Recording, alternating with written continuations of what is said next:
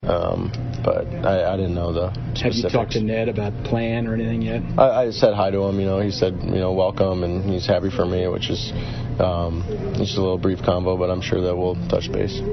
Nicky, in spring training, what's the story behind the number? 1 or 19 or? I don't really know. When I got here, it was number 19, and I didn't know what number I was, so I asked what number am I, and it said 19, and then I guess they changed it to 1. So yeah, my dad used to play softball, big league softball, so he was number 1. So that's cool. Yeah, it's cool. No thought of trying to pull 3 from Ned. No, he's been wearing it much longer than I have, so he actually won a World Series in that number too, so he can have it. Nicky, talking to you in spring training, there was a hope that you wanted to make that opening day roster. Not making that roster, has that been kind of like more of a motivation to get here today, or what was the thought process for you? I'm a type of person to set the bar high, have high expectations for myself.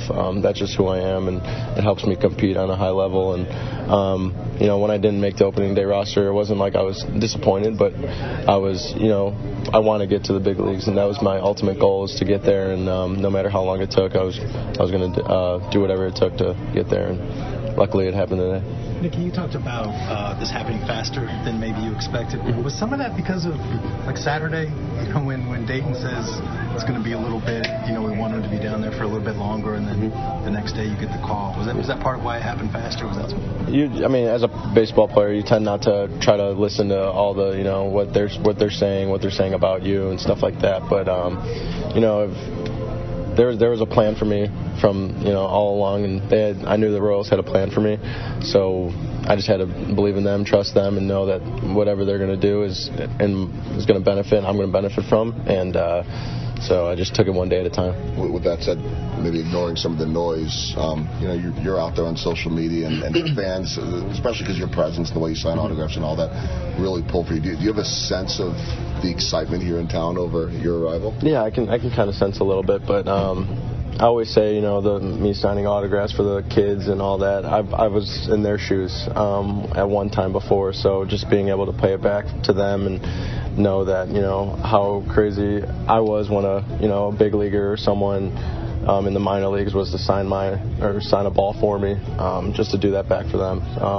But if it's getting excited here, and I hope we have a lot of people here at the game. There's Nicky Lopez batting second tonight, playing second base for the Royals, getting that call up.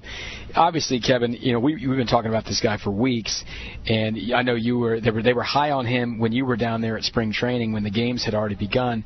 Sometimes these things take a little bit of time, and I try to tell people, when you think about these things and how long a season is, when you look back in 5 or 6 years, you won't probably remember the first 30 games of this year or what it was like. They've got a plan for what they're doing. They've generally done a pretty good job with executing that plan. And Lopez is here now, and they're not, treating him with kid gloves and just having him on the roster, batting him 7th or 8th or something like that. They've got him out there batting second tonight, playing second base, and they've told Whit Merrifield that he's not going to be playing second base every day, which he hadn't really been doing anyway because they've been kind of working the thing around. But it's a big deal for this organization to make this move right now, and I think Lopez has the great attitude, and he's got a great game that they feel fits this team. Yeah. So it seems like it's going to work out well. I agree, and I think this is what's going to happen, and it's going to take 3 or 4 years to look back and say whether this was true or not. But a lot of people are already saying, most people in Kansas City are making too big a deal out of this.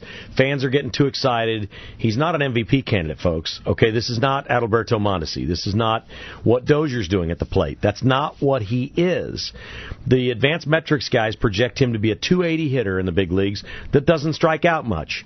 Has a little bit of power here and there, but not something that you really rely on.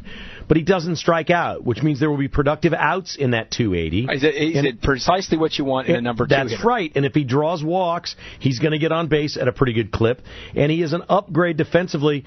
He literally has a chance to be the second best defensive second baseman in team history behind Frank White. He has that ability. Okay? He's not an impressive guy getting off the bus. You don't look at him and think, wow, there's Hunter Dozier. That's not what he is. Don't think that's what this is. But when you hear a general manager describe him as he's everybody's favorite player, and he's every player's favorite teammate, 280 is great because you're getting all these intangibles. You know, we sit here and fixate on 5-tool players and power and arm and this and that. You need guys on the team that are guys, that are real men, that are glue guys, that everybody looks to, that will become a natural leader, and that's exactly what this guy is. I'm telling you, he can play here. If he hits 280 and is a great defensive second baseman, we are going to love this run with Nicky Lopez. And by the way, I think there is a chance he becomes a 300-plus hitter. Well, and the other side of it, too, is, listen, if they, lose 2 out of 3 to the Rangers and he goes 1 for 8 and strikes out 3 times the next 3 days, there's no reason to get upset then either. These things take time. Very few times in Royals history has someone just come up and been a great player. We were looking earlier today, Eric Hosmer, for whatever he was the guy who helped lead the Royals to the World Series, and he got a $100-some million contract. He's not an MVP candidate either. But this is a guy who came up about this time. This is when he came up. They brought him up on May 6th. It's basically the same time of year, in a year where they didn't have much going on, and they decided to bring their young guys up. They brought Moose up about a month later.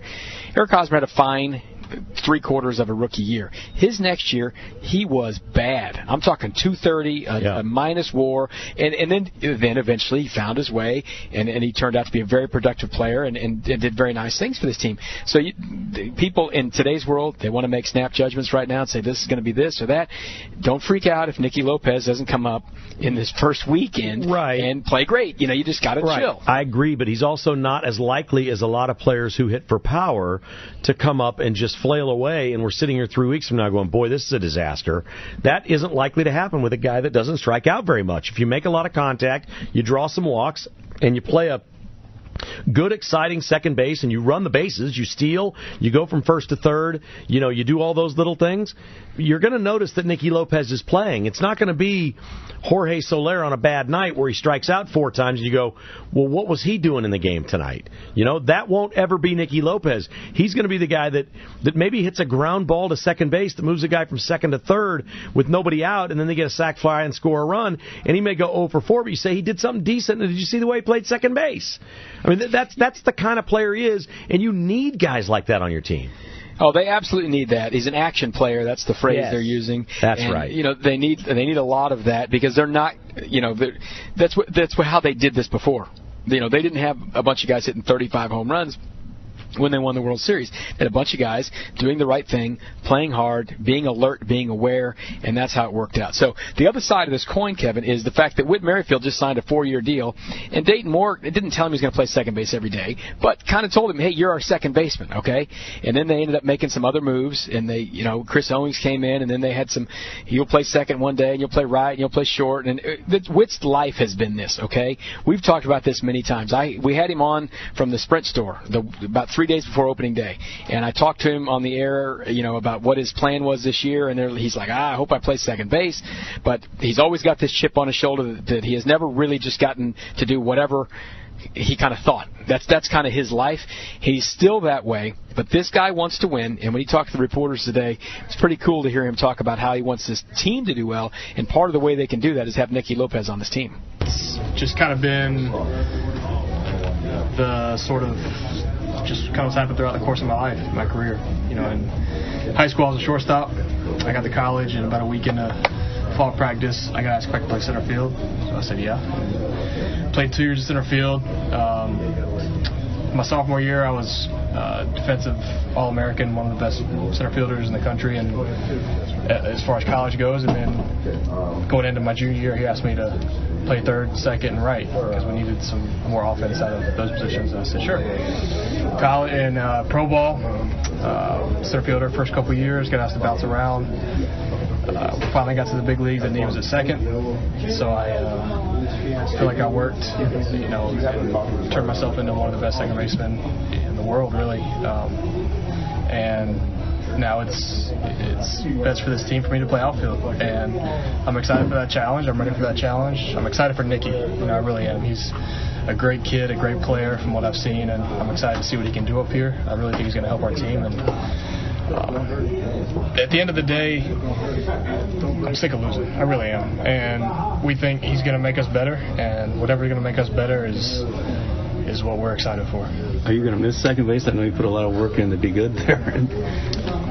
Yeah. It's not like you won't ever play there again, but no, a lot of years, last couple of years, a lot of hours put into getting, to be where I got to be as a second baseman. So, but again, new challenge. I'm excited about taking on this outfield challenge, and I think it'll be pretty good.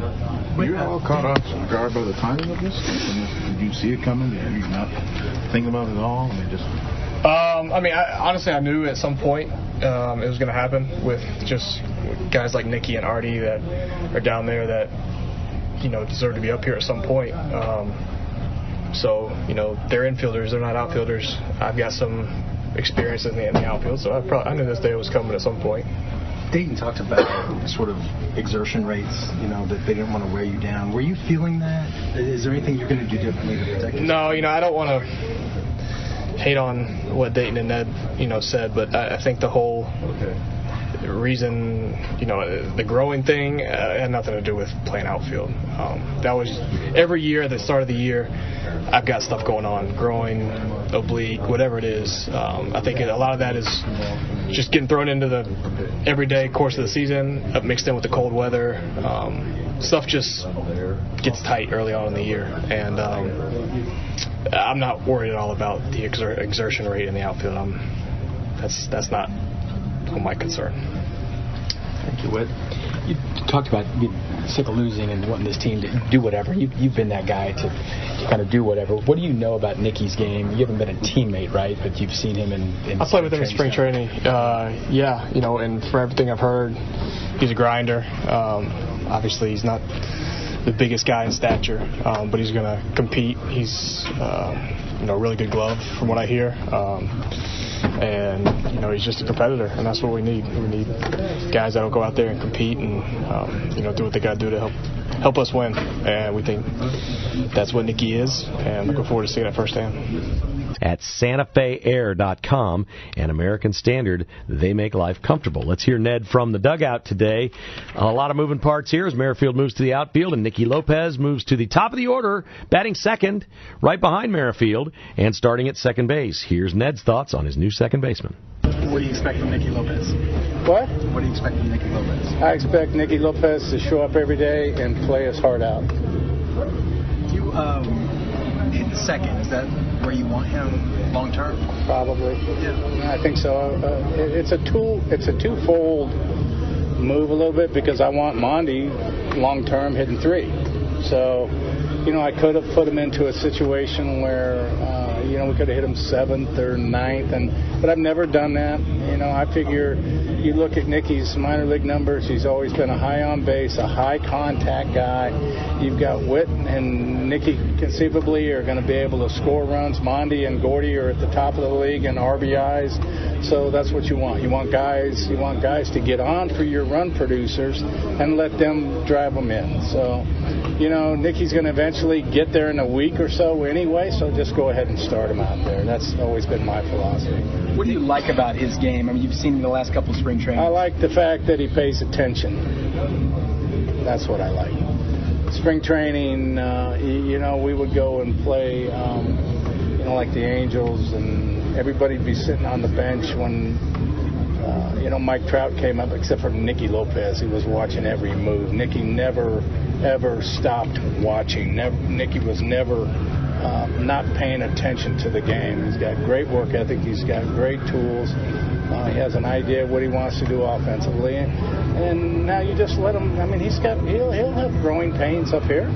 Just like he's a young kid. He's not, he's not, as I said earlier, Abraham Lincoln coming to do the Gettysburg Address. He's gonna have his ups and his downs, but he's done everything in the minor leagues to prepare himself to be here. What's the Abraham Lincoln? Everybody's all fired up for him to be here. They want to see it. They want to hear it. Right? Okay. You understand what I'm saying? A little bit. It's just a random. Well, of course it's Ramden. Earlier today, so of course it's Ramden. It's the stuff. Just let the kid come up and play. Let him come up and play, and he'll be fine. You do understand the excitement, though. A lot of fans watch the minor league numbers probably more than they used to, right? I get it. Yeah, I respect that. But I've got a job to do myself, all right? And my job is to keep all that away from him, all right? Because I need him to produce. I need him to be the best that he can be. And I don't need him wrapped up in all that. I understand where they're coming from. They're excited. I'm excited too. But, you know, my job is to protect these guys so that they're able to produce at the highest of their ability. So that's where I'm coming from. Does his game remind you of anybody's? You know, I mean, that's probably a fair question, but sitting here trying to think of somebody's game he reminds me of, he's just a very solid player. So, you know, I think he's gonna be up here. He's gonna play and have fun. What did Dayton mention that you guys, like, first you thought maybe it'd be a little bit longer with Nicky, and then you guys talked, and maybe that decision got. What was that conversation like about Nicky and bringing him up? Well, I mean, yeah, we had talked 10 days, 2 weeks earlier than that, and, you know, our plan was to bring Nicky up in the middle of June or maybe even the 1st of July, depending on how he was doing and how we were doing. And Dayton just came in and said, what do you think about bringing Nicky up now? And I'm like, you know, man, let's go ahead and do it. You know, might as well. He's really, we're infusing somebody who's hot. When you bring somebody up, you at least want him to be hot. He was hot down there, swinging the bat really, really well, playing really well on defense. And, you know, you look at our lineup, and we really have been struggling in the bottom third of our lineup offensively. And you want to try to create some sequence offensively, and having Nicky in the lineup now kind of lengthens the lineup a little bit. And, you know, we talked about how much we both of us believe in this team as an organization and what they're able to accomplish. And, you know, if we can, 2 games under 500 now, if we can finish 3 or 4 games over 500 this month, and, you know, 4 or 5 games over 500 next month, and another 4 games over 500, and another 4 games over 500, we're going to be at 500 in the middle of August going into September, and who the heck knows what can happen. So, you know, let's just try to give ourselves the best chance to win right now. And there's a lot of things that still have to happen. We got to throw more strikes. We got to quit walking guys. You know, at least, you know, it's a little more offense and lengthen the lineup up. So. The other side of that is Witt's going to be playing more outfield now. He's told us before in there that, bottom line, he's sick of losing. Anything that's going to help this team is good. No doubt. Did you have a conversation with Witt about this? Of course I had a conversation with him. How'd it go? It went great. And Witt it was a 2-minute conversation. I'm willing to do whatever we need to do. I can handle any position on the field, and I'm willing to play wherever you want me to play. Simple as that. What changed for you guys? You said 10 days, 2 weeks before you thought in July. And then, yes, I mean, I've never in my life come in and demanded that Dayton makes a move, ever. I've never come in and said, look, we need to get this guy up there. I've never done it. And the reason I've never done it is because Dayton thinks about our team 24/7. I mean, I take the 25 guys, try to stay focused on what we got here to win ball games every day. He thinks about this organization short-term and long-term. And, I mean, we had talked about it. He was dead serious when he gave those interviews 3 days before, whatever, that we weren't going to make the move with Nicky. And we had, like I said, we had talked 10 days earlier, and, I mean, our conversation was we're going to wait on Nicky. We've got Witt playing second, and hopefully, you know, we were hoping that some guys would pick it up and some guys would start getting going and create more offense. We'd start winning more games, and it just got to the point where, you know, he just felt that our best move was to go ahead and bring up Nicky right now. And, of course, I agreed with him. So it was a conversation that we talked about all the pros and the cons, and there wasn't many cons and a lot of pros. And, you know, let's go ahead and do it now.